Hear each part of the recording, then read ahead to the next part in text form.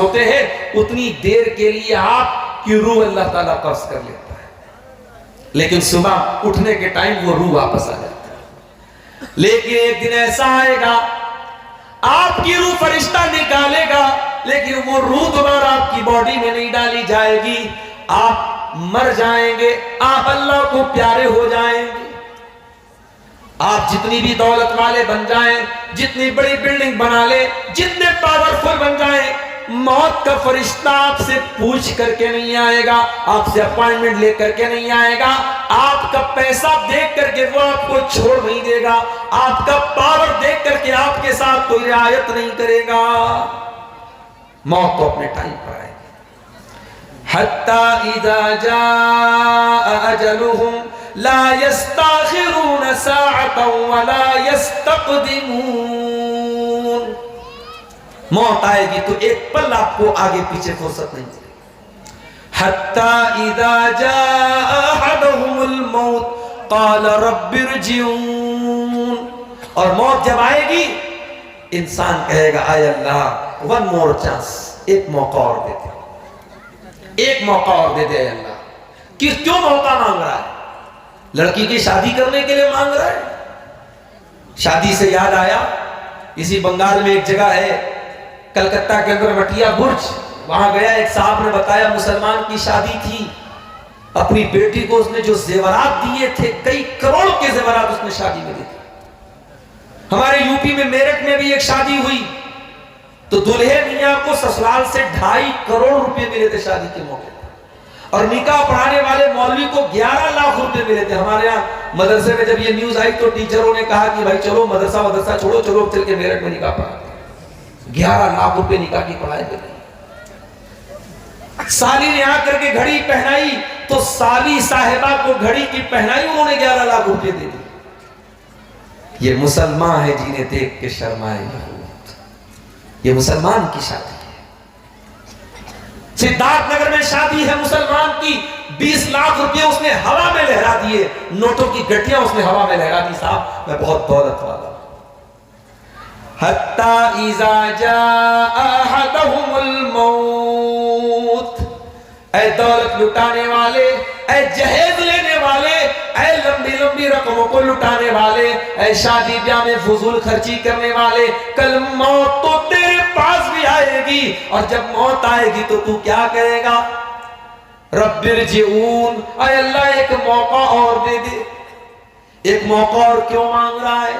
کیا بزنس کو اور بڑھانا ہے؟ کیا بلڈنگ کو اور اونچا بنانا ہے؟ کیا بٹیا کی شادی کرنا ہے؟ کیوں ایک موقع اور مانگ رہا ہے؟ کہتا ہے لعلی اعمل صالحا فیما ترکت، کہے گا اے اللہ ایک موقع اور دے دے، میں وعدہ کرتا ہوں، I promise کہ میں دنیا میں اب واپس جا کر کے نیک عمل کروں گا، ایسا عمل کروں گا جس سے تو خوش ہو جائے۔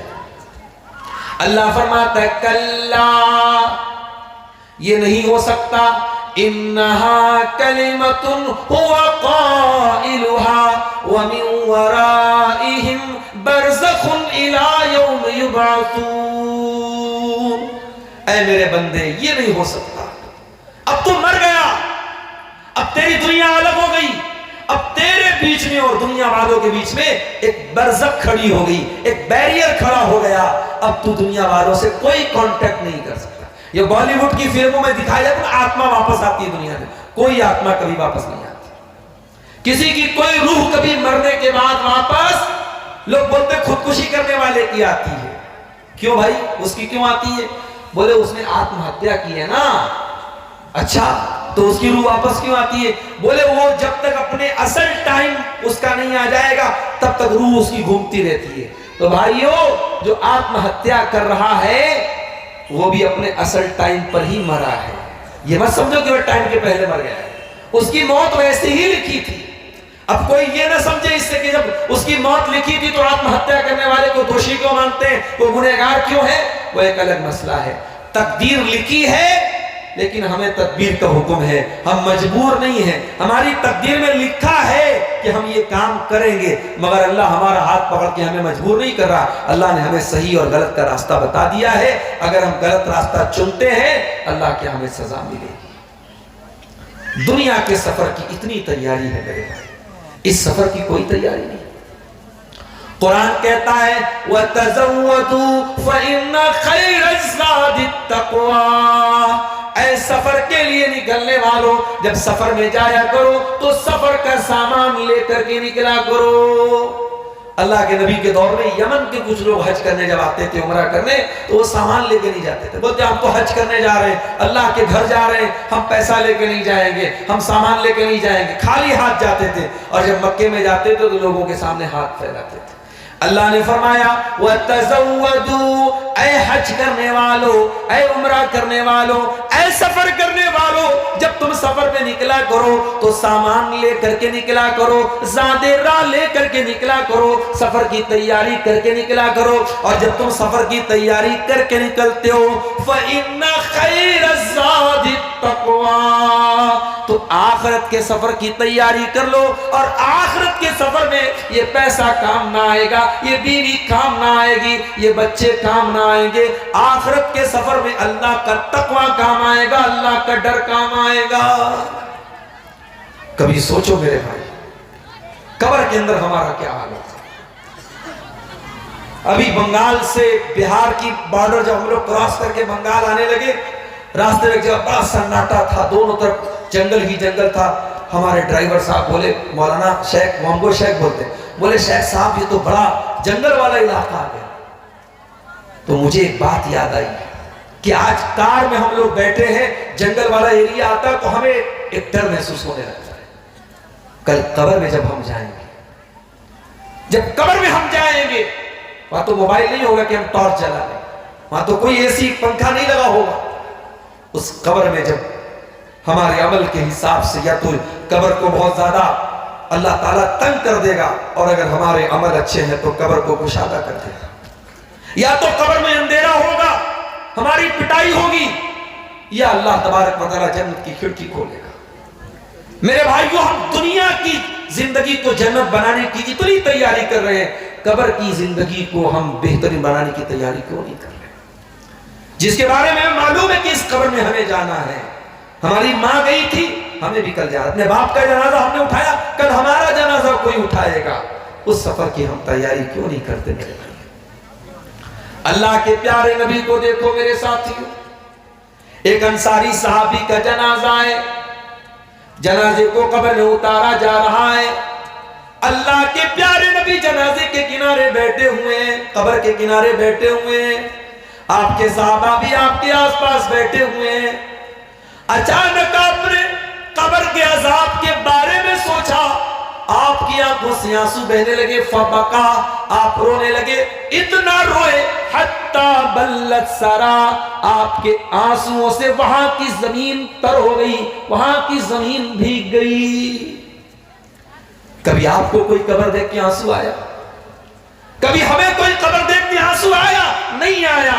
क्यों नहीं आया? हमारे दिल पत्थर हो चुके हैं मेरे भाई, हमारे दिल कठोर हो चुके हैं। ये सोशल मीडिया ने, फेसबुक ने, ये यूट्यूब के शॉर्ट्स ने, फेसबुक की रील्स ने, ये गंदी तस्वीरों ने, ये दुनिया की मोहब्बत ने हमारे दिलों में जंग लगा दिया है, हमारे दिलों को खराब कर दिया है। अल्लाह के प्यारे नबी कब्र के अजाब को सोच करके रोने लगते हैं, इतना रोते हत्ता बल्लत सरा, आपके आंसुओं से जमीन भीग जाती है। और आप अपने सहाबा से उस कब्र की तरफ इशारा करके फरमाते हैं, लिमिस्ले हाजा फअइदु या इखवानी, ऐ मेरे सहाबा इस कब्र की तैयारी करो, यहां तुम सबको आना है। हमारा कोई दोस्त हमको मैसेज भेजता है, हम एक दिन मैसेज नहीं देखते, 2 दिन मैसेज नहीं देखते, तीसरे दिन दोस्त की कॉल आ जाती है कि तू कैसा दोस्त है, मैंने मैसेज किया तो मेरे मैसेज को देख भी नहीं रहा है। ओ लोगों, अल्लाह ने भी अपना आखिरी मैसेज कुरान की शक्ल में हमको भेजा है। ये कुरान क्या सिर्फ मौलवियों के पढ़ने की किताब रह गई? क्या ये कुरान सिर्फ हाफिजों के पढ़ने की किताब हो गई? आखिरी बार जरा गौर करो मेरे भाइयों, जरा दिल पर हाथ रख के बताओ कि आखिरी बार आपने कुरान को कब पढ़ा है, कुरान को कब छुआ है? मोबाइल तो छुए बगैर आप 10 मिनट नहीं रह सकते। आखिरी बार आपने कुरान को कब टच किया है? कल अल्लाह की अदालत होगी, اللہ کی سپریم کورٹ ہوگی اور ہمارے خلاف مقدمہ دائر ہوگا، اور مقدمہ دائر کرنے والے کون ہوں گے؟ جناب محمد رسول اللہ صلی اللہ علیہ وسلم، اور وہ کہیں گے وقال الرسول یا رب ان قوم اتخذوا هذا القرآن مہجورا۔ رسول کہیں گے اے اللہ میری قوم نے قرآن کو چھوڑ دیا تھا، میری قوم قرآن کو چھوڑ چکی تھی، میری قوم کا قرآن سے کوئی تعلق نہیں تھا۔ رمضان آ رہا ہے، پھر ہمیں قرآن یاد آئے گا، ایک مہینہ قرآن سنیں گے پڑھیں گے، اس کے بعد اس کو ریشم کے کپڑے میں لپیٹ کے رکھ دیں گے۔ پھر لوگ مفتی مولوی صاحب سے مسئلہ پوچھیں، مولوی صاحب قرآن الماری پہ رکھا تھا گر گیا، کیا کفارہ دینا ہے؟ اس کے بدلے میں کیا دینا ہے؟ قرآن ہم سے ہمارے ہاتھ سے گر گیا۔ ارے قرآن الماری سے گر گیا اتنا بڑا گناہ نہیں، قرآن تیرے دل سے اتر گیا، تیری آنکھوں سے اتر گیا، تو نے قرآن کو پڑھنا بند کر دیا، تو نے قرآن کو چھونا بند کر دیا۔ اور میری ماں اور بہنوں آپ سے بھی کچھ شکایت ہے، یہ قرآن کسی زمانے میں مسلمانوں کی عورتیں گھر میں صبح صبح فجر کی نماز پڑھنے کے بعد مصلی پر بیٹھ کر قرآن پڑھتی تھی۔ چھوٹے چھوٹے بچے جب اٹھتے تھے تو ماں کے قرآن کی تلاوت سن کر کے اٹھتے تھے، دادی کی تلاوت کی قرآن سن کر کے اٹھتے تھے، نانی کے یہاں جاتے تھے، نانی کی تلاوت کی آواز سن کر کے اٹھتے تھے۔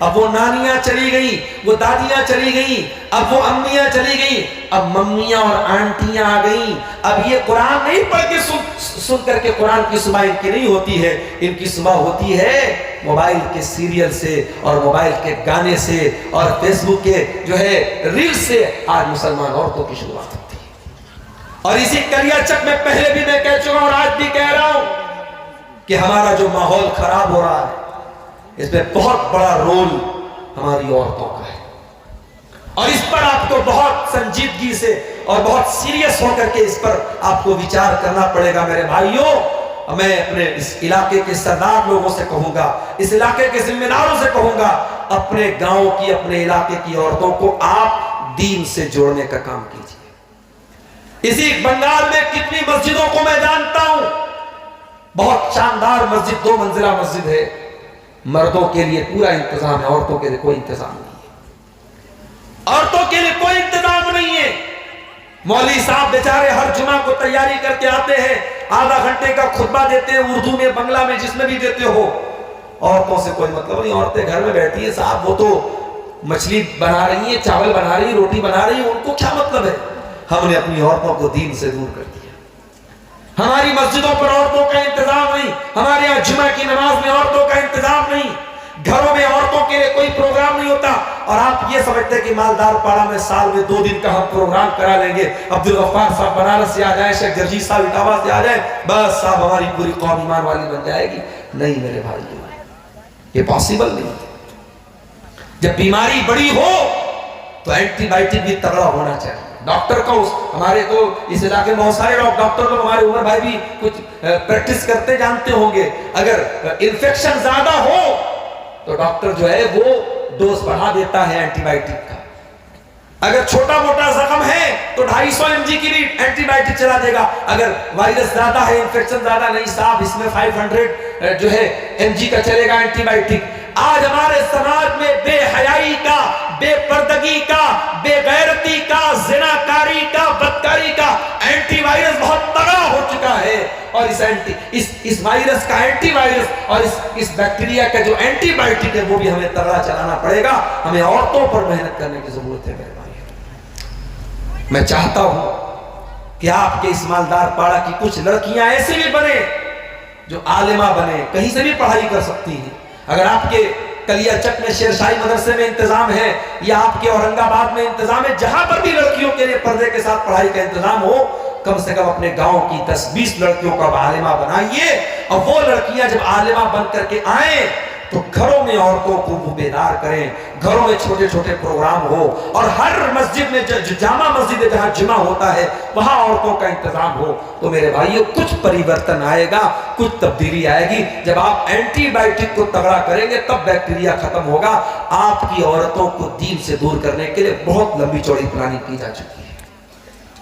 قرآن کہتا ہے وَاذْكُرْنَ مَا يُتْلَى فِي بُيُوتِكُنَّ مِنْ آيَاتِ اللَّهِ وَالْحِكْمَةِ، اے نبی کی عورتوں، تمہارے گھروں میں قرآن پڑھا جاتا ہے، تمہارے گھروں میں حدیث پڑھی جاتی ہے۔ اے نبی کی عورتوں، تم قرآن کو یاد کیا کرو، تم حدیث کو یاد کیا کرو۔ آج ہمارے یہاں کون عورت ہے جو قرآن کو یاد کرتی ہے، جو حدیث کو یاد کرتی ہے؟ نبی کے دور میں عورتیں قرآن کو یاد کرتی تھی، حدیث کو یاد کرتی تھی۔ ہمارے پیارے نبی کی جو بیویاں تھی، جو ہم سب کی مائیں تھیں، او میری پیاری ماں بہنوں، کبھی موقع ملے فیس بک کی دنیا سے باہر نکل کر کے ذرا ہم عائشہ کی زندگی کے بارے میں کچھ سن لینا، پڑھ لینا۔ یوٹیوب پر میرا بیان ہے سیرت امہات المومنین کے نام سے، نبی کی تمام بیویوں کے جیون پر میں نے تھوڑی تھوڑی روشنی ڈالی ہے، آدھا گھنٹے کا لیکچر ہے، ہو سکے تو میری پیاری ماں بہنوں ٹائم نکال کر کے سن لینا۔ ان عورتوں نے کتنی قربانیاں دی ہیں دین کے لیے، کتنی قربانیاں دی۔ میں کبھی کبھی حیران ہو جاتا ہوں، بھئی نماز پڑھتے ہم اور آپ، نماز کبھی کبھی چھوٹ بھی جاتی ہے، بعد میں ہم لوگ قضا کرتے ہیں۔ اچھا جب قضا کرتے ہیں تو پھر کبھی ایسا بھی ہوتا ہے کہ ہم فرض پڑھ لیتے، سنت نہیں پڑھتے، ارے یار اب تو قضا ہو گئی، چلو ظہر کی 4 رکعت پڑھ لیتے ہیں۔ یہ ہوتا ہے نا، عام طور سے یہی ہوتا ہے، لوگ قضا کرتے ہیں سنت کی، حالانکہ سنت کی بھی قضا کرنی چاہیے۔ جو سنت موقعہ، جیسے ظہر اگر آپ کی چھوٹ جائے تو ظہر کے پہلے 4 رکعت اور ظہر کے بعد 2 رکعت کی سنت ہے، جب آپ ظہر چھوٹ جائے تو یہ بھی پڑھیے آپ۔ اور فجر کی تو ہر حال میں پڑھنی چاہیے، اگر فجر کی نماز کسی وجہ سے چھوٹ جائے، جان بوجھ کے نہیں چھوڑنا ہے۔ اگر نیند نہیں کھل پائی اور آپ نہیں اٹھ پائے ٹائم سے، سمے سے، مان لیجئے 5 بجے آپ کے اذان ہے اور آپ کی نیند کھل رہی ہے 6 بجے، اب آپ اٹھے، اگر ناپاک ہے تو جلدی سے غسل کر لیجئے، اگر پاک ہے تو باتھ روم میں جائیے، طہارت وغیرہ کرنے کے بعد وضو کیجئے اور جتنا جلدی ممکن ہو فجر کی نماز پڑھیے۔ اور جب آپ فجر کی قضا کریں گے تو پہلے 2 رکعت آپ سنت پڑھیں گے اور پھر 2 رکعت فرض پڑھیں گے، یہی طریقہ ہے۔ جو بھی نماز چھوٹے آپ سنت بھی پوری کریں گے۔ لیکن پریکٹیکل میں بات آپ کو بتاؤں کہ کبھی کبھی ایسا ہوتا ہے، اگر ظہر کے ٹائم مان لو میں ٹرین پہ تھا، آج کل ٹرین میں ماحول ایسا ہو گیا نماز پڑھنے کا نہیں حساب بن پاتا ہے، اب بعد میں ہم کو ظہر پڑھنی ہے تو آدمی سوچتا ہے یار 4 رکعت ظہر کی فرض پڑھنا ہے، اس کے پہلے کی سنت پڑھنا ہے، آدمی صرف فرض پڑھ لیتا ہے، سنت چھوڑ دیتا ہے، یہ سوچ کر کے چلو فرض تو پڑھ لیا، سنت نہیں پڑھا، کیا مسئلہ ہے۔ لیکن میں آپ کو ایک حدیث سنانے جا رہا ہوں۔ یہ حدیث کون روایت کر رہا ہے؟ اللہ کے نبی کی بیوی حضرت ام حبیبہ رضی اللہ تعالیٰ۔ ام حبیبہ کہتی ہیں، صحیح مسلم کی روایت ہے، مالدار پاڑا کے لوگوں ذرا غور سے سننا۔ ام حبیبہ کہتی ہیں، یہ کون ام حبیبہ؟ یہ حضرت معاویہ کی بہن ہے، یہ ابو سفیان کی بیٹی ہے، یہ اللہ کے پیارے نبی کی بیوی اور ہم سب کی ماں ہے۔ یہ کہتی ہے میں نے اللہ کے نبی کو فرماتے ہوئے سنا ہے، جو دن رات میں 12 رکعت نماز پڑھتا ہے، بن اللہ لہو بیتن فی الجنہ، اللہ تعالیٰ اس کے لیے جنت میں ایک محل بناتا ہے۔ یہ 12 رکعت کون سی نماز ہے؟ اب ذرا انگلی اٹھائیے، کیلکولیٹ کیجئے، 2 رکعت ہو گئی آپ کی فجر میں سنت، اور ظہر کے پہلے 4 رکعت سنت۔ اب یہ 4 رکعت آپ ایک ساتھ بھی پڑھ سکتے ہیں اور 2 کر کے الگ بھی پڑھ سکتے، 2 کر کے الگ پڑھنا زیادہ بہتر ہے، اور ظہر کے بعد 2، تو ظہر میں ٹوٹل 6 ہو گئی اور فجر میں 2، 6 2 8، 2 آپ کی مغرب میں ہو گئی اور 2 عشاء میں ہو گئی، مغرب میں 2 مغرب کے بعد اور عشاء میں 2 عشاء کے بعد، اصل میں کوئی سنت نہیں ہے، یہ ٹوٹل 12 رکعت ہے۔ اللہ کے نبی فرماتے ہیں جو یہ 12 رکعت نماز پابندی سے پڑھے گا، اللہ تعالیٰ جنت میں اس کے لیے محل بنائے گا۔ آج اگر آپ کو کلیا چک کے کسی بڑے ایریا میں زمین مل جائے، فری میں رہنے کو گھر مل جائے، تو آپ تو اپنی قسمت پہ ناز کریں۔ اگر آپ کو کسی بڑے شہر میں، پٹنہ میں، کلکتہ میں، ممبئی میں، بڑے علاقے میں آپ کو محل مل جائے، بنگلہ مل جائے، تو آپ کو کروڑوں کی دولت مل گئی۔ یہاں اللہ کے نبی ممبئی کے باندرا میں آپ کو محل نہیں دلا رہے، کلکتہ میں شاہ رخ خان کے فلیٹ کے جیسا آپ کو فلیٹ دلانے کی بات نہیں ہو رہی ہے، یہاں اللہ کے پیارے نبی تو آپ کو جنت میں محل دلا رہے ہیں، اور جنت تو وہ جگہ ہے میرے پیارے ساتھیوں، اللہ کے نبی فرماتے ہیں لَمَوْضِعُ صَوْتٍ فِي الْجَنَّةِ خَيْرٌ مِّنَ الدُّنْيَا وَمَا فِيهَا، کہ جنت میں ایک کوڑا رکھنے کی جگہ دنیا کی تمام نعمتوں سے بہتر ہے. ایک کوڑا کتنا بڑا ہوتا ہوگا؟ 1 اسکوائر فٹ ہوتا ہوگا. چلو 2 اسکوائر فٹ مان لو. یعنی جنت میں 2 اسکوائر فٹ ایریا دنیا کی تمام دولت سے بہتر ہے. اس جنت میں اللہ کے نبی کہہ رہے ہیں آپ کو یہ محل ملے گا. کیا کرنا ہے؟ 5 ٹائم کی نماز پڑھنا ہے اور فرض کے ساتھ ساتھ 12 رکعت یہ سنت پڑھنا ہے. ام حبیبہ کہتی ہیں جب سے میں نے نبی سے یہ حدیث سنی ہے، بڑے غور سے سننا میری ماں اور بہنوں، ام حبیبہ عورت ہے، کہتی ہے جب سے میں نے یہ حدیث سنی ہے ما ترکتہن، میں نے یہ 12 رکعت نماز کبھی نہیں چھوڑی ہے. میں آج جب یہ حدیث پڑھتا ہوں کانپ جاتا ہوں کہ آج بڑے بڑے مردوں کے بس کی بات نہیں کہ یہ 12 رکعت نماز کے بارے میں دعویٰ کر کے کہہ دے میری کبھی نہیں چھوٹی ہے. ام حبیبہ کہتی ہے میری یہ 12 رکعت کبھی نہیں چھوٹی. ایمان ہو تو ایسا ہو، نبی کی سنت پر عمل کرنے کا جذبہ ہو تو ایسا ہو میرے بھائی. نبی کے دور کی عورتیں بھی بڑی شاندار ہوتی تھی. نبی کے دور میں ایک انصاری صحابی اللہ کے نبی کے پاس آتے ہیں، اے اللہ کے نبی میں اپنی بیٹی کے رشتہ تلاش کر رہا ہوں، میری بیٹی بہت خوبصورت ہے، پڑھی لکھی ہے، میں اپنی بیٹی کے رشتہ تلاش کر رہا ہوں، کوئی اچھا رشتہ ہو تو بتا دیجئے. اللہ کے نبی نے کہا ٹھیک ہے ہم بتا دیں گے. اللہ کے نبی کے صحابہ میں ایک صحابی تھے، ان کا نام تھا جلیبیب رضی اللہ تعالیٰ عنہ. جلیبیب بہت اچھے بہت نیک انسان تھے لیکن غریب آدمی تھے. ان کے پاس زیادہ روپیہ پیسہ دھن دولت نہیں تھی اور جلیبیب بہت زیادہ خوبصورت بھی نہیں تھے. ان کے چہرے پر داغ دھبے بھی نکلے ہوئے تھے. ایک مرتبہ جلیبیب اللہ کے نبی کے پاس آئے. اللہ کے نبی نے پوچھا جلیبیب شادی ہوئی تمہاری؟ اچھا اللہ کے نبی کی ایک اور عادت تھی کہ آپ جس ایج کا بندہ ہوتا تھا اس سے اس حساب کی بات کرتے تھے. 70 سال کے بوڑھے سے آپ شادی کی بات نہیں کر رہے لیکن یہ سامنے 18-20 سال کا جوان لڑکا ہے تو اللہ کے نبی اس سے پوچھے شادی ہوئی تمہاری؟ جلیبیب نے کہا نہیں اللہ کے نبی شادی نہیں ہوئی میری. آپ نے کہا کیوں شادی نہیں ہوئی تمہاری؟ کہا اللہ کے نبی کون شادی کرے گا مجھ سے؟ میرے پاس نہ دھن ہے نہ دولت ہے نہ روپیہ ہے نہ پیسہ ہے اور خوبصورت بھی نہیں ہوں، میرے چہرے پر داغ دھبے نکلے ہوئے ہیں، مجھ سے کون شادی کرے گا؟ آپ نے کہا جلیبیب تم گھبراؤ نہیں، ہم تمہاری شادی کرائیں گے، اچھا رشتہ تمہارا کرائیں گے. غور سے سننا میرے بھائیو، آپ بھی سننا، میری ماں بہنوں آپ بھی سننا. سماج میں بہت سارے بگاڑ تو ہمارے شادی بیاہ کی وجہ سے آ رہا ہے. اتنی رسم و رواج ہم نے شادی بیاہ میں پیدا کر دی ہے کہ آج ایسا لگتا ہے کہ مولوی صاحب جو نکاح پڑھاتے ہیں بس نکاح پڑھانے کا کام یہ دین کے حساب سے ہوتا ہے، باقی شادی میں کوئی کام دین کے حساب سے نہیں ہوتا ہے، سارا سب سماج کے حساب سے ہوتا ہے. اللہ کے نبی نے جلیبیب سے کہا جلیبیب ہم تمہاری شادی کرائیں گے. دوسرے دن اللہ کے نبی انصاری صحابی سے کہتے ہیں کہ اے میرے انصاری صحابی آپ نے اپنی لڑکی کے رشتے کے لیے کہا تھا، میرے پاس آپ کی لڑکی کے لیے ایک رشتہ ہے. انصاری صحابی خوش ہو گئے. انہوں نے کہا اللہ کے نبی تو بڑی خوشخبری کی بات ہے، بہت اچھی بات ہے، کس کا رشتہ ہے؟ آپ نے کہا کہ ہم تمہاری لڑکی کی شادی جلیبیب سے کرانا چاہتے ہیں. کہا جلیبیب؟ اب سارے صحابہ جانتے تھے جلیبیب کیسے ہیں، ان کے پاس کتنا پیسہ ہے، کتنا مال ہے اور چہرہ وغیرہ کیسا ہے. صحابی کے چہرے پر تھوڑی سی ناگواری آئی مگر صحابی نے انکار نہیں کیا. کہا ہے اللہ کے نبی ایسا ہے رشتے ناتے کا معاملہ ہے، میں گھر میں تھوڑا لڑکی کی ماں سے ڈسکس کر لیتا ہوں اور پھر اس کے بعد میں آپ کو جواب دیتا ہوں. بڑے غور سے سننا میرے بھائیو، صحابی گھر آتے ہیں اور اپنی بیوی سے کہتے ہیں کہ ہماری بیٹی کے لیے اللہ کے پیارے نبی نے رشتہ بھیجا ہے.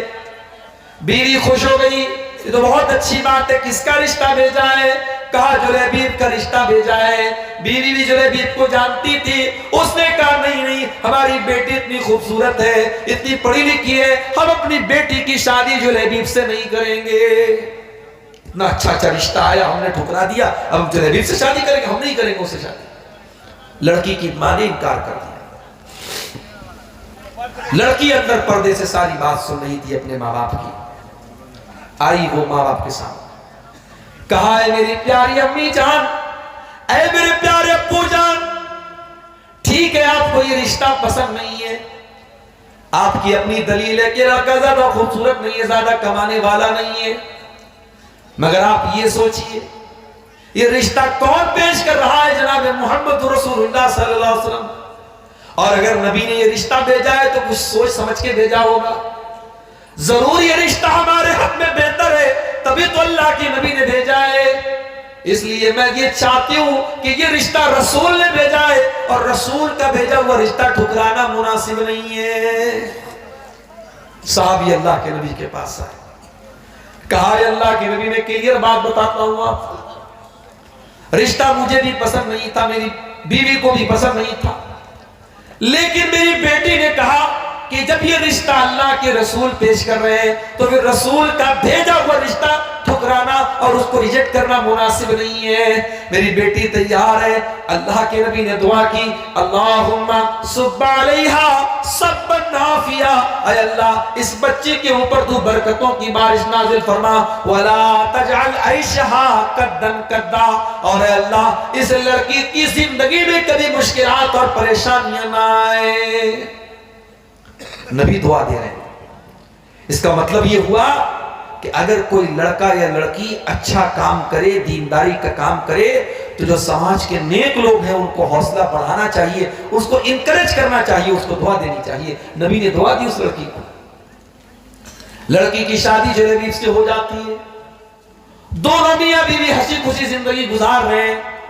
کچھ دنوں کے بعد ایک جنگ ہوتی ہے, اور جنگ میں اللہ کے نبی جب جاتے ہیں, آپ کے صحابہ جاتے ہیں, تو ان صحابہ کرام میں حضرت جلیبیب بھی تشریف لے جاتے ہیں. اور جنگ جب ختم ہو جاتی ہے, اللہ کے پیارے نبی اپنے صحابہ سے کہتے ہیں, جو میرے صحابہ شہید ہو گئے ذرا ان کی لاشوں کو اکٹھا کرو. صحابہ کی لاشوں کو اکٹھا کیا جانے لگا.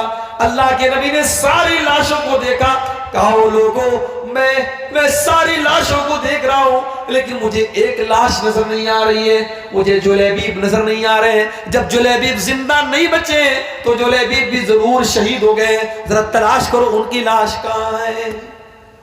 جب میدان جنگ میں جب تلاش کیا گیا تو 20 دشمنوں کے بیچ میں اکیلا جلیبیب شہید کی حالت میں پائے گئے, اور ان کے بدن پہ سینکڑوں زخم ہے تیر کے, تلوار کے, اور 20 دشمنوں کے بیچ میں جلیبیب شہید تھے. اللہ کے پیارے نبی نے کہا کہ یہ میرا صحابی ہے جلیبیب. نبی نے اپنے کندھے پر جلیبیب کو اٹھایا اور کہا کہ جلیبیب کو قبر تک میں لے کے جاؤں گا. جلیبیب کو کوئی جنازے کی چارپائی پر نہیں لے کے جایا جائے گا, جلیبیب نبی کے کندھے پر جنازے میں جائے گا. اور جب جلیبیب رضی اللہ تعالیٰ عنہ کو اللہ کے نبی نے قبر میں اتارا ہے اور دعا کی کہ اللہ میں جلیبیب سے راضی تھا, تو بھی اس سے راضی ہو جا, تو بڑے بڑے صحابہ کہتے ہیں کہ ہمارے دل میں یہ تمنا پیدا ہوئی کہ کاش وہ جنازہ ہمارا ہوتا اور نبی نے وہ دعا ہمارے لیے کی ہوتی.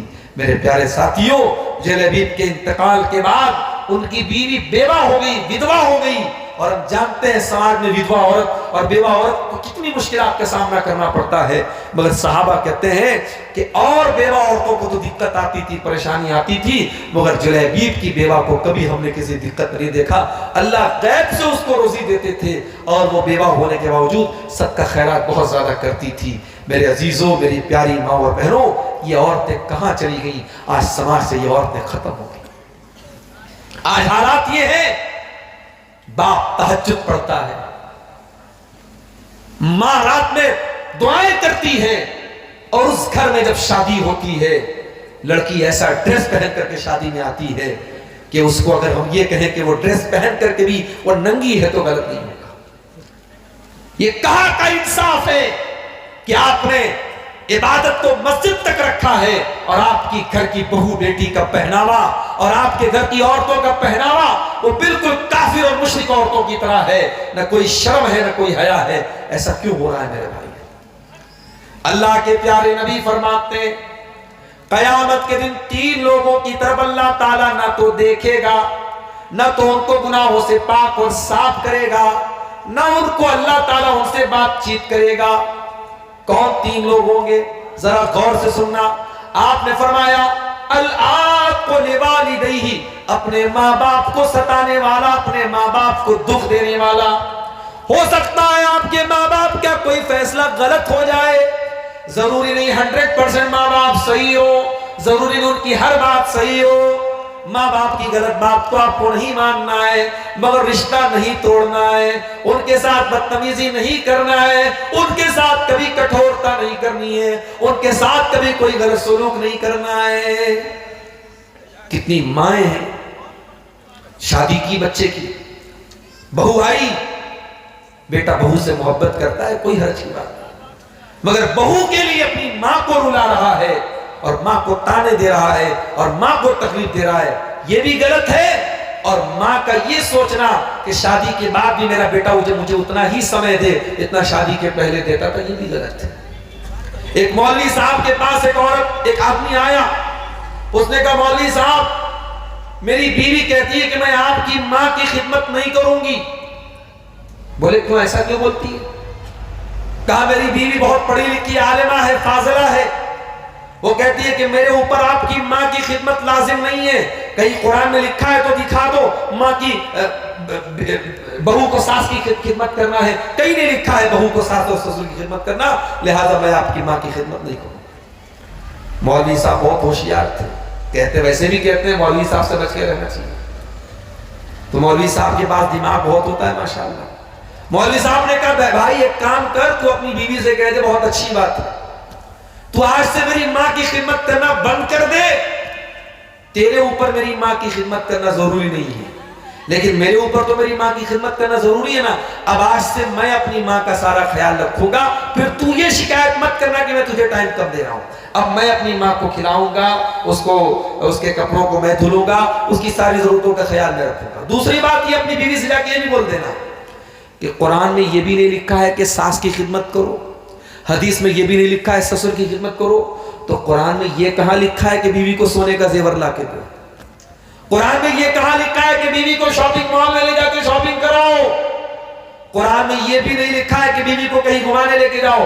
تو آج سے تمہارا گھمانا پھرنا، تمہارا زیورات، تمہارا شاپنگ کرنا سب بند۔ شوہر نے جا کے بیوی سے کہا، بیوی سمجھ گئی کہ کسی مولوی نے اس کو پڑھایا ہے، کہا کہ نہیں میں اپنی بات سے رجوع کرتی ہوں، میں آپ کی ماں کی خدمت کروں گی، آپ کی ماں کو اپنی ماں سمجھوں گی۔ تو یہ بڑا عجیب تماشا ہو رہا ہے، کہیں کہیں ساس کی بھی غلطی ہوتی ہے، میں ایک طرفہ بات نہیں بولوں گا، بہت سارے کیس ایسے آئے ہیں ساس زیادتی سے کام لے رہی ہے، بہو کو تانا مارتی ہے، دو بہویں آئی ہے، ایک بڑے گھر کی آئی ہے، ایک تھوڑے کمزور گھر کی آئی ہے، بڑے گھر والی واشنگ مشین لے کے آئی ہے، فریج لے کے آئی ہے، ڈھیر سارا پیسہ لے کے آئی ہے، اور جو بیچاری غریب گھر کی تھی، مڈل کلاس کی تھی، وہ کم لے کے آئی ہے۔ لے کے آنا تو دونوں کا غلط تھا، مگر جہیز کا تو رواج چلا ہے، وہ لے کے آئی ہے، تو اب جو غریب گھر کی آئی ہے اس کو تانا مارتا، ارے تیرا باپ تو ایک نمبر کا، کیا بولوں میں، کچھ نہیں لے کے آئی تو۔ اس طریقے سے کتنی ساسیں ہیں کہ بہوؤں کو تانا مارتی ہیں۔ اب بیچارہ بیچ میں کون پستا ہے؟ وہ مرد پستا ہے، ماں کی سائیڈ لیتا ہے تو بیوی ناراض ہوتی ہے، بیوی کی سائیڈ لیتا ہے تو ماں ناراض ہوتی ہے۔ تو میرے پیارے ساتھیوں، ناراض کسی کو نہیں کرنا ہے، بیوی کی جگہ بیوی کو اس کا حق دو اور ماں کے حقوق کا خیال رکھو۔ اللہ کے نبی فرما رہے ہیں العاق لوالدیہ، اپنے ماں باپ کو ستانے والا قیامت کے دن اللہ کی نظر رحمت سے دور ہوگا۔ نمبر 2، والمرأۃ المترجلہ، اور مردوں کی نقل کرنے والی، مردوں کے جیسی چال ڈھال اپنانے والی، مردوں کے جیسا کپڑا پہننے والی عورت۔ اور نمبر 3، الدیوث، بغیرت آدمی، الذی یقر فی اہلہ الخبث، جس کے گھر میں بے حیائی ہو اس کو کوئی فرق نہ پڑے، جس کی بیوی بے پردہ ہو کر کے اسٹیٹس پر اپنا فوٹو لگائے اور وہ بیچارہ اپنے دوستوں کو دکھائے دیکھو میری بیوی کتنی سندر لگ رہی ہے، جس کی بیوی سج دج کر کے سور کر کے کلیا چکی مارکیٹ میں جا کر کے شاپنگ کرے بے پردہ، اور وہ بیچارہ بڑے فرض گئے کہ میری بیوی بہت خوبصورت ہے، جو اس قدر بے غیرت ہو جائے، جو اپنی بیوی بہو اور بیٹی کی بے حیائی پر کبھی اس کے ماتھے پر کوئی شکن نہ آئے، اس بے غیرت انسان کی طرف بھی اللہ تعالیٰ قیامت کے دن نہیں دیکھے گا۔ یہ بہت بڑا مسئلہ ہمارے سماج کا بنتا جا رہا ہے۔ بے حیائی تو اپنی جگہ ہے، یہ جو بے غیرتی آئی ہے، اور مجھے کبھی کبھی اکبر الہ آبادی کا وہ شعر یاد آتا ہے کہ بے پردہ نظر آئیں کل جو چند بیویاں، اکبر زمین غیرت قومی سے گڑ گیا، پوچھا جو ان سے آپ کا پردہ وہ کیا ہوا، کہنے لگی کہ عقل پہ مردوں کے پڑ گیا، آج مردوں کی عقل پر عورتوں کا پردہ پڑ گیا ہے۔ میری پیاری ماں اور بہنوں، ہمیں اور آپ کو اگر اپنے سماج کو سدھارنا ہے، اپنے حالات کو سدھارنا ہے، مسلمان عورت کو یہ بات یاد رکھنی چاہیے، اسے مسلمان بن کے رہنا ہے۔ مسلمان عورت ہر جگہ مسلمان بن کے رہے، اگر وہ اپنے گھر میں ہے تب بھی مسلمان بن کے رہے، مارکیٹ میں ہے تب بھی مسلمان بن کے رہے۔ اس کا شریر، اس کا جسم کوئی کھلونا نہیں ہے کہ جس کا من چاہے، جس کا دل چاہے دیکھ لے۔ ایک عورت، مسلمان عورت جب گھر سے باہر نکلے، وہ ایسے کپڑے اور ایسی چادر میں نکلے، ایسے نقاب میں اور ایسے پردے میں نکلے کہ قرآن کہتا ہے ذالک ادنیٰ ان یعرفن فلا یؤذین، کہ دنیا اسے پہچان جائے کہ ہاں یہ عزت دار گھر کی عورتیں ہیں، یہ پردہ کرنے والی عورتیں ہیں۔ اب عورتوں پر تو باتیں ہو گئی، آخر کے 15 منٹ میں تھوڑا سا اپنے نوجوانوں کا بھی ٹائم لینا چاہتا ہوں۔ بہت ٹھنڈی کے موسم میں آپ بیٹھے ہیں، تھوڑا سا آپ کو گرم کرنا چاہتا ہوں، تھوڑی آپ کے اندر ایمان کی گرمی پیدا کرنا چاہتا ہوں۔ میرے نوجوان ساتھیوں، آج اللہ کا فضل و کرم ہے کہ ممبئی سے لے کر کے بنگال تک ہر علاقے میں جہاں ہمارے مسلمان ہمیں بلاتے ہیں دعوت دے کے، وہاں ہمارا جانے کا اتفاق ہوتا ہے۔ لیکن ایک چیز کامن ہم دیکھ رہے ہیں اپنی اس قوم کے اندر کہ ہمارا نوجوان بہت بری طریقے سے اسلام سے دور ہو رہا ہے، مسلمان نوجوان دین سے دور ہو رہا ہے۔ ابھی ممبئی کے اندر ایک علاقہ ہے ممبرا، وہاں پر باقاعدہ اسکول کے بچے 18 سال کے نہیں اور بھی کم سال کے، 15 سال کے، 14 سال کے بچے وہ ڈرگس لے رہے ہیں۔ یقین کرے وہ نشیلا پاؤڈر لے رہے ہیں، اتنا خطرناک پاؤڈر۔ وہاں ممبئی کے لوگوں نے مجھے بتایا اس کا نام MD ہوتا ہے، اور وہ اتنا خطرناک پاؤڈر ہوتا ہے کہ جو بچہ ایک بار عادی ہو جاتا ہے پھر چھوٹتا نہیں ہے، اور وہ شریر کو گلا کے ختم کر دیتا ہے، برباد کر دیتا ہے۔ آج ہمارے پاس فون آتا ہے، مسلمان کا کال آتا ہے کہ مولانا صاحب ہمارے گاؤں میں ایک کیس ہو گیا، ایک لڑکا لڑکی نے آپس میں غلط کام کر لیا، اور پھر گاؤں والوں نے دونوں کی شادی کرا دی، اور شادی کے 3-4 مہینے کے بعد پیدائش ہو گئی بچے کی۔ اب مسئلہ بتائیے کیا کرنا ہے؟ شرم بھی آتی ہے، افسوس بھی ہوتا ہے، یہ قوم کہاں پہنچ گئی اور کیا کیا مسئلے پیدا ہو رہے ہیں۔ میرے پیارے ساتھیوں، زناکاری میں آج ہمارا نوجوان آگے ہے، بدکاری میں ہمارا نوجوان آگے ہے، نشہ خوری میں ہمارا نوجوان آگے ہے، حرام بزنس میں اور حرام کاروبار میں ہمارا نوجوان آگے ہے۔ آج کتنے آن لائن ایپس ہیں جو بالکل حرام ہے، کوئی بزنس نہیں ہے، سٹے بازی ہو رہی ہے، کرکٹ پر سٹا لگ رہا ہے، یا شیئر مارکیٹ میں بہت ساری سٹے کی شکلیں ہیں، یا ایسی فرضی کمپنیاں ہیں جو پیسہ لے کر کے بڑے بڑے ریٹرن دینے کی بات کر رہی ہیں۔ نوجوان ان کے جھانسے میں آ جاتا ہے۔ ابھی کٹیہار کے علاقے میں کسی نے بتایا کہ ایک مسلمان نے ایک کمپنی آئی تھی جس کا نام میٹا اوزون کمپنی تھا، 1 کروڑ روپے اس میں لگائے تھے۔ 1 کروڑ مسجد کے لیے دینا پڑ جائے، مدرسے کے لیے دینا پڑ جائے تو نانی مر جاتی ہے۔ 1 کروڑ چھوڑ دو، 1 لاکھ دینے میں نانی مر جاتی ہے، لوگ نہیں دیتے ہیں، بڑی مشکل سے مسجد کے لیے، مدرسے کے لیے، اللہ کے گھر کے لیے دیتے ہیں۔ 1 کروڑ روپیہ اس نے کمپنی میں لگایا، کمپنی ڈوب گئی، 1 کروڑ روپیہ ڈوب گیا، آج وہ بیچارہ محتاج بن گیا ہے دوسروں کا۔ میرے پیارے ساتھیوں، اپنے نوجوانوں کو ایک میسج دینا چاہتا ہوں کہ نوجوانوں، دنیا کی 4 دن کی زندگی کے پیچھے اتنے اندھے مت بنو۔ یہ دنیا آج ہے کل نہیں رہے گی، آج آپ جوان ہیں کل بوڑھے ہو جائیں گے، آج اگر کچھ گناہ ہم نے کیے ہیں کل پچھتانا پڑے گا۔ گناہ کی لذت وقتی طور پر ہمیں اچھی لگے گی، مگر گناہ ہونے کے بعد ہمیں احساس ہوگا کہ یار یہ نہیں کرنا چاہیے تھا۔ گناہ کی لذت اور گناہ کا ذائقہ ہے تو بڑا ٹیسٹی، مگر اس کا پچھتاوا بعد میں ضرور ہوگا۔ اس لیے میرے نوجوان ساتھیوں، آپ کو پیغام دینا چاہتا ہوں، کل جمعہ کا دن ہے، اگر آپ کو موقع ملے جائیے گھر میں قرآن کھولیے، اور قرآن کے 15ویں پارے میں اللہ تعالیٰ نے اصحاب کہف کا واقعہ بیان کیا ہے۔ اللہ کے کچھ بندے تھے جو اپنے محلوں کو چھوڑ کے، اپنے امیر باپ کی حویلی کو چھوڑ کے ایک گفا میں جا کر کے، پہاڑ کی گفا میں جا کر کے سو جاتے ہیں۔ کیوں جاتے ہیں وہاں؟ باپ کا محل کیوں چھوڑا؟ ماں کی حویلی کیوں چھوڑی؟ اپنے دین کو بچانے کے لیے، اپنے ایمان کو بچانے کے لیے۔ اور ان نوجوانوں کو اللہ تعالیٰ نے 300 سال تک اس گفا میں سلائے رکھا۔ ان کا واقعہ اللہ نے قرآن میں بیان کیا ہے، جائیے قرآن کا 15واں پارہ کھولیے۔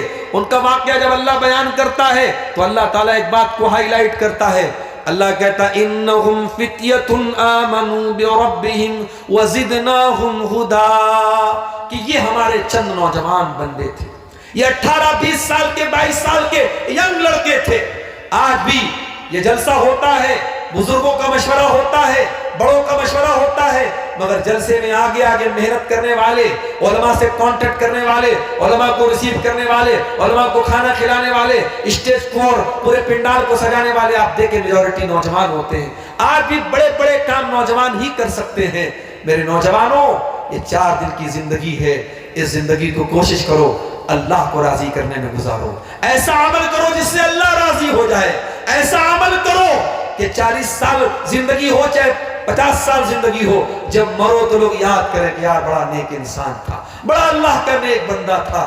ایسی موت نہ مرو، ایسی موت نہ مرو کہ اللہ کے نبی فرماتے ہیں جنازہ جب گزرا، اللہ کے نبی نے فرمایا یہ جو جنازہ گزرا ہے یا تو مستریح او مستراح منہ، یا تو یہ جنازہ راحت پا کے جا رہا ہے یا دنیا کو راحت دے کے جا رہا ہے۔ صحابہ نے کہا اللہ کے نبی ہمیں بات سمجھ میں نہیں آئی، کیا کہنا چاہتے ہیں آپ نے فرمایا اگر نیک انسان کا جنازہ ہے، اچھے انسان کا جنازہ ہے تو وہ دنیا کی تکلیفوں سے، دنیا کی ٹینشن سے، دنیا کے تانوں سے نجات پا گیا، راحت پا گیا۔ اب وہ قبر میں جائے گا اور جنت کا مزہ لے گا، جنت کی کھڑکی اس کے لیے کھولی جائے گی اور آخرت میں جائے گا تو جنت ملے گی، وہ دنیا سے راحت پا گیا۔ اور جو برا آدمی ہوگا، جو بدکار ہوگا، جو غلط کام کرنے والا ہوگا، جو نشہ خور ہوگا، جو حرام خور ہوگا، جو بدکار ہوگا، جب وہ مرے گا، اللہ کے نبی فرماتے جب اس کا جنازہ جاتا ہے یستریح منہ العباد والبلاد والشجر والدواب، سب لوگ چین کی سانس لیتے، چلو کسی طریقے سے یہ مرا ہے، خس کم جہاں پاک، یہ مرا ہے، ہم کو سکون کی سانس ملی۔ ایسی موت مت مرو میرے بھائی، ایسی موت مت مرو۔ موت ایسی ہو، موت اس کی ہوئی جس کا کرے زمانہ افسوس، یوں تو دنیا میں سبھی آئے ہیں مرنے کے لیے، مرنا تو سب کو ہے۔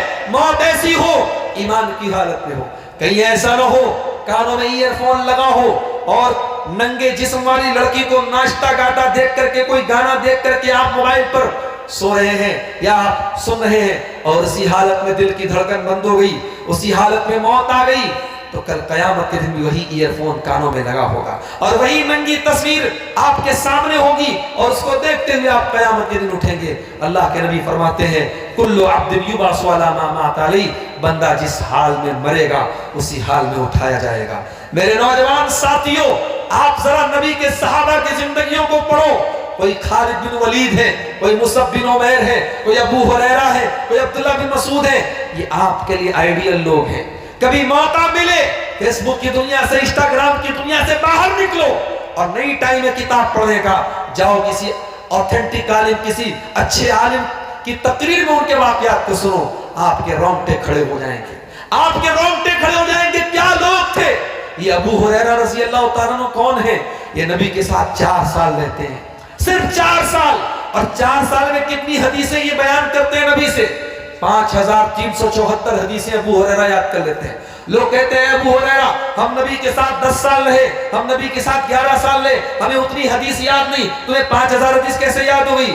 ابو ہریرہ کہتے ہیں کہ اے میرے بھائی، تو کھیتوں میں کام کرنے چلا جاتا تھا، تو مارکیٹ میں بزنس کرنے چلا جاتا تھا، ابو ہریرہ نبی کے دروازے پر پڑا رہتا تھا، کھانا ملا تو ملا، پانی ملا تو ملا، بھوکا پیاسا رہ کر ابو ہریرہ نبی کے ساتھ ساتھ رہتا تھا، نبی کی ایک ایک بات کو یاد کرتا تھا، نبی کی ایک ایک بات کو نوٹ کرتا تھا، اس لیے 5374 حدیثوں کو روایت کیا ابو ہریرہ نے۔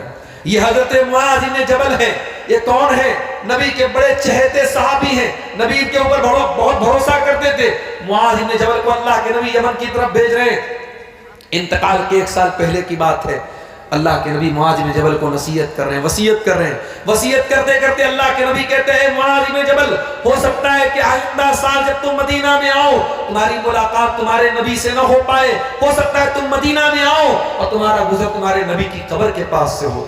نبی کی موت کا ذکر آیا، نبی کی وفات کا ذکر آیا، معاذ بن جبل رونے لگے، آنکھوں سے آنسو بہنے لگے۔ اللہ کے نبی نے مدینہ کی طرف اپنا ہاتھ کا اشارہ کیا اور آپ نے فرمایا کہ اے معاذ بن جبل، کان کھول کر کے سن لو کہ قیامت کے دن سب سے قریب مجھ سے وہ لوگ ہوں گے جو متقی اور پرہیزگار ہوں گے۔ متقی لوگ نبی سے قریب ہوں گے۔ میرے نوجوان ساتھیوں، اگر آپ کے دل میں نبی کا ساتھ پانے کی تمنا ہے، نبی کے ہاتھوں کوثر کا جام پینے کی تمنا ہے، رات میں تقریر اگر سننے کا گٹس ہے تو صبح فجر کی نماز میں اٹھنے کا بھی گٹس پیدا کرو۔ آپ کے ہاتھوں میں انٹرنیٹ بھرا موبائل ہے، سوشل میڈیا والا موبائل ہے، اس پہ غلط اور گندی چیزیں بھی ہیں، اس پہ اچھی چیزیں بھی ہیں۔ جب شیطان آپ کو غلط چیزوں کی طرف لے کے جانے کی کوشش کرے تو اپنے نفس سے کہہ دے، اپنے نفس سے کہہ دو کہ میں اس موبائل پر جو غلط چیزیں دیکھوں گا ہو سکتا ہے میں ڈیلیٹ کر دوں، ہو سکتا ہے کہ دنیا والوں کو اس کے بارے میں نہ پتہ چلے، مگر اس اللہ کو کیا جواب دوں گا؟ یعلم خائنۃ الاعین وما تخفی الصدور، جو آنکھوں کی چوری کو بھی جانتا ہے، جو دلوں کے چھپے ہوئے بھید کو بھی جانتا ہے۔ اپنے دل سے کہہ دو کہ کوئی دیکھنے والا نہیں ہے، کوئی کیمرہ نہیں ہے، اللہ کا کیمرہ 24/7 آن ہے، اللہ کا کیمرہ چل رہا ہے۔ وَإِنَّ عَلَيْكُمْ لَحَافِظِينَ كِرَامًا كَاتِبِينَ يَعْلَمُونَ مَا تَفْعَلُونَ۔ اللہ کے کرامن کاتبین تو ایک ایک بات کو لکھ رہے ہیں۔ میرے پیارے ساتھیوں، تقوی اسی کا نام ہے کہ ہر حالت میں انسان کے دل میں اس بات کا احساس ہو اللہ دیکھ رہا ہے، اللہ کا ڈر انسان اپنے دل میں پیدا کرے۔ میرے نوجوان ساتھیوں، آپ جلسہ سنتے ہیں، علماء کے بیانات سنتے ہیں، علماء سے محبت کرتے ہیں، لیکن اگر علماء کی تقریروں پر اور ان کی کہی گئی باتوں پر عمل نہیں کرتے ہیں تو معاف کیجیے، اس محبت کا کوئی مطلب نہیں۔ عبدالغفار صاحب تھے کی تقریریں آپ نے بہت یوٹیوب پر سنی ہوگی، ان کے ساتھ کبھی آپ نے سیلفی بھی لی ہوگی، مگر اس سیلفی اور اس محبت کا کوئی فائدہ اللہ کے آپ کو نہیں ملے گا اگر اس محبت کے ساتھ ساتھ یہ جذبہ بھی نہ ہو کہ ہاں ہم ان کی باتوں پر عمل بھی کریں گے۔ آج مسجدوں کا حال یہ ہے کہ مسجدیں مرثیہ کھا ہے کہ نمازی نہ رہے۔ من اپنا پرانا پاپی تھا، برسوں میں نمازی بن نہ سکا، مسجد تو بنا لی شب بھر میں ایمان کی حرارت والوں نے، من اپنا پرانا پاپی تھا، برسوں میں نمازی بن نہ سکا۔ آج ہماری ماں اور بہنوں کا کیا حال ہے؟ اکثر عورتیں نماز سے دور ہیں، نماز نہیں پڑھتی ہیں، جوان لڑکیاں بالکل نہیں پڑھتی ہیں۔ پوچھو کیوں نہیں پڑھتی ہیں؟ ارے شیخ صاحب آپ نہیں جانتے ہم لڑکیوں کو کتنے کام رہتے ہیں، ہمیں کتنا کام کرنا رہتا ہے، کھانا ہمیں بنانا ہے، گھر کی صفائی ہمیں کرنا ہے، کپڑے ہمیں دھونا ہے، اتنے کام ہے، نماز کا ٹائم نہیں ملتا ہے۔ میری پیاری ماں اور بہنوں، نبی کی بھی ایک بیٹی تھی، اس کا نام فاطمہ تھا، اس کے 2 بچے تھے، ایک گود میں حسن ہے، ایک گود میں حسین ہے۔ حسن و حسین کی پرورش کرنے والی ماں ہاتھوں سے چکی بھی چلاتی ہے اور زبان پر قرآن کی تلاوت بھی ہے۔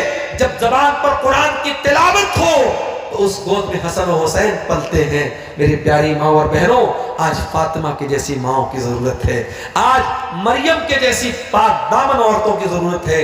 مریم کون تھی؟ مریم وہ تھی التی احسنت فرجہا، جنہوں نے اپنی آبرو کی حفاظت کی۔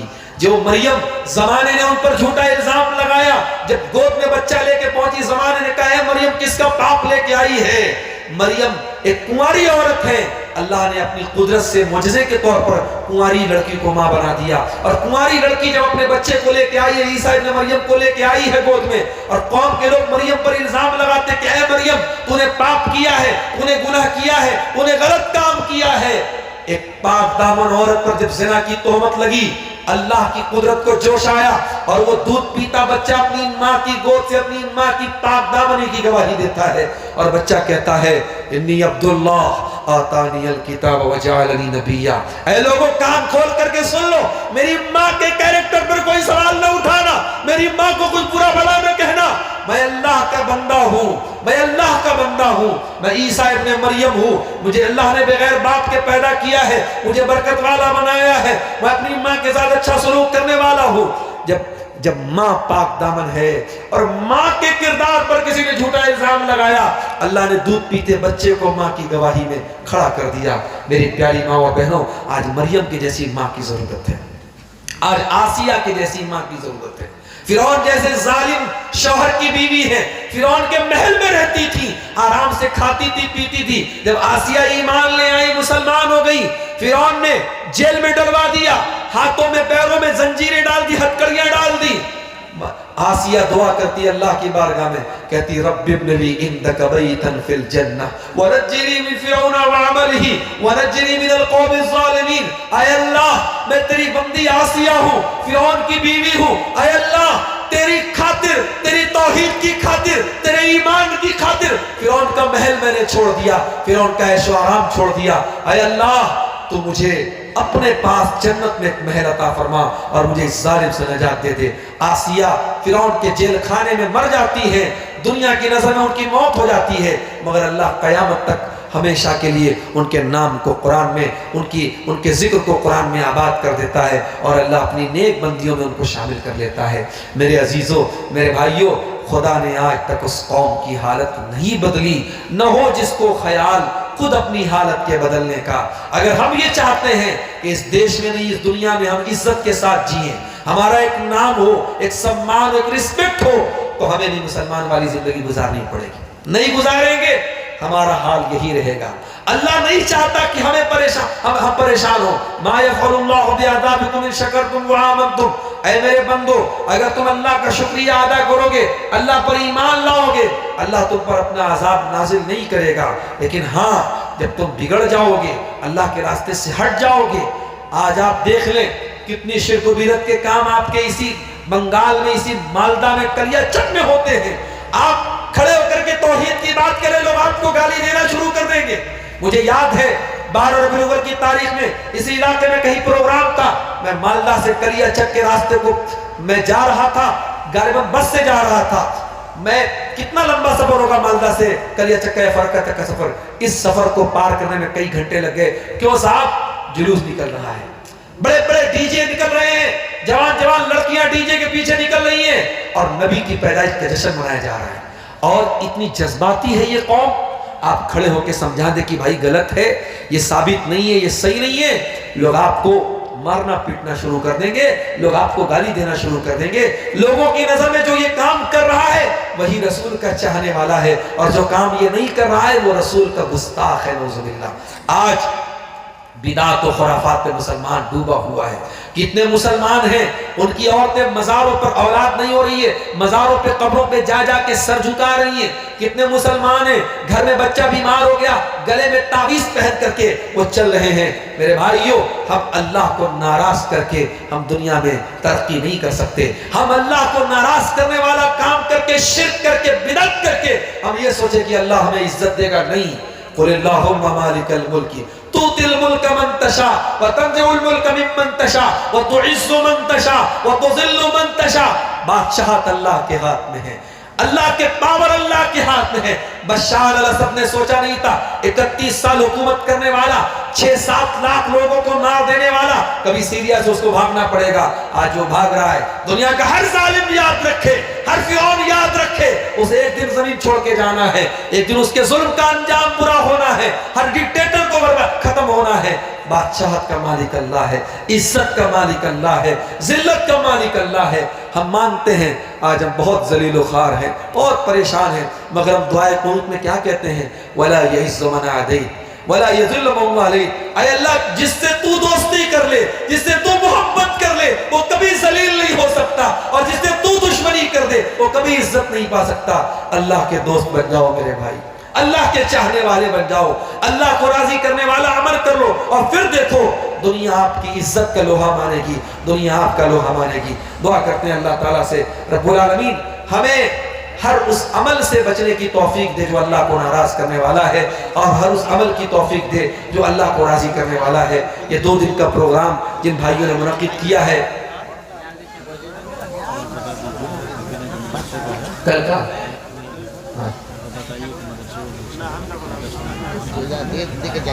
اچھا یہ پروگرام جو ہے آپ کو معلوم بھی ہوگا مدرسے کا پروگرام ہے، اور کلیکشن کے لیے یہ پروگرام کیا گیا ہے۔ تو آپ لوگ جاتے جاتے ماؤں بہنوں سے بھی کہنا چاہوں گا کہ اس ادارے کے لیے، مدرسے کے لیے آپ حضرات بھی کچھ تعاون کر کے جائیں، تاکہ جس اصل مقصد کے تحت جو پروگرام کرایا گیا ہے وہ مقصد پورا ہو۔ جلسے کے لیے آپ ادارے کے لیے، مدرسے کے لیے کچھ دان دے کر کے، تعاون دے کر کے جائیں۔ اللہ تعالیٰ آپ سب کے مال میں برکت عطا کرے، اور آپ کو اس ادارے کا تعاون کرنے کی توفیق دے۔ آمین۔ وآخر دعوانا الحمدللہ رب العالمین۔